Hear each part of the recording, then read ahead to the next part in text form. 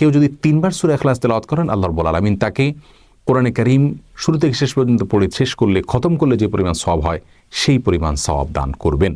যদিও কোরআনে কারীমের শুরু থেকে শেষ পর্যন্ত কষ্ট করে তেলাওয়াত করে শেষ করলে তিনি যে মর্যাদা পাবেন, হুবহু সেই মর্যাদা কোনোদিনই সূরা ইখলাস 3 বার পাঠকারী ব্যক্তি পাবে না। তাহলে হাদিস থেকে খোলাসাভাবে আমরা জানতে পারলাম যে সূরা ইখলাস 1 বার বা 3 বার পাঠ করার বিষয়টি হাদিস থেকে বোঝা যায় বা প্রমাণিত হয়, এর ফজিলত এবং মর্যাদার কথা।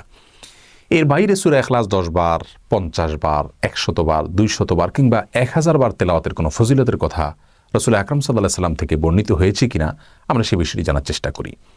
সূরা ইখলাস 1 বার তেলাওয়াত করলে অমুক ফজিলত, 2 বার করলে তমুক ফজিলত এবং 10 বার করলে তমুক ফজিলত, 12 বার করলে অমুক ফজিলত, এরকম একটি হাদিস পাওয়া যায়। কিন্তু সেই হাদিসের সনদকে মুহাদ্দিসিন ইকরাম জাল এবং ভিত্তিহীন বলে আখ্যায়িত করেছেন। আর 10 বার সূরা ইখলাস তেলাওয়াত করার একটি বিশেষ ফজিলতের কথা বর্ণিত হয়েছে মুসনাদে আহমদে এবং ইমাম তবরানী রাহিমাহুল্লাহ